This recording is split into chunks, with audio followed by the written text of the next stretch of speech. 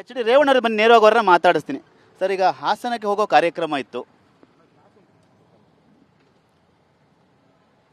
ನಾನು ಎಲ್ಲೂ ಹೋಗೋದಿಲ್ಲ ಸರ್.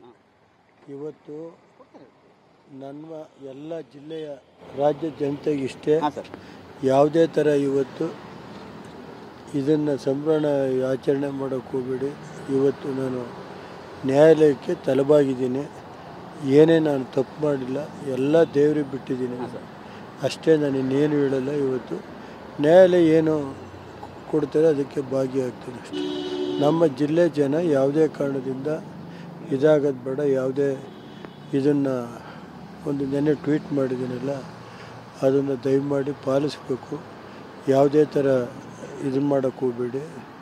ಯಾವುದೇ ಮೆರವಣಿಗೆ ಯಾವುದು ಮಾಡಬಾರ್ದು ಅಂತ ಮನವಿ ಮಾಡ್ತೀನಿ. ಮತ್ತು ಯಾವುದೇ ಪಟಾಕಿ ಹೊಡಿಬಾರ್ದು.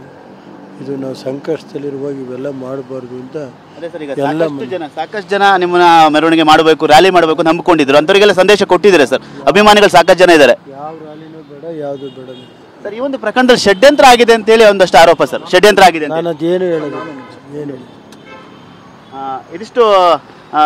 ಇದಿಷ್ಟು ಎಚ್ ಡಿ ರೇವಣ್ಣವರು. ಮತ್ತೆ ಯಾಕಂದ್ರೆ ಈ ಒಂದು ಪ್ರಕರಣದಲ್ಲಿ ನಾನು ಏನು ಹೆಚ್ಚು ಮಾತಾಡಲ್ಲ, ಕೋರ್ಟಲ್ಲಿ ಇದೆ. ಹಾಗಾಗಿ ಹಾಸನಕ್ಕೆ ಹೋಗ್ತಾ ಇಲ್ಲ. ಯಾರು ಕೂಡ ಹಾಸನ ಕಾರ್ಯಕರ್ತರು ಪ್ರಮುಖವಾಗಿ ಸಂಭ್ರಮಾಚರಣೆ ಮಾಡಬಾರ್ದು ಅನ್ನೋ ಮಾತುಗಳು ಕೂಡ ಹೇಳ್ತಾ ಇರುವಂಥದ್ದು. ಕ್ಯಾಮ್ರಾಮನ್ ರವಿ ಜೊತೆ ಸುನಿಲ್, TV9.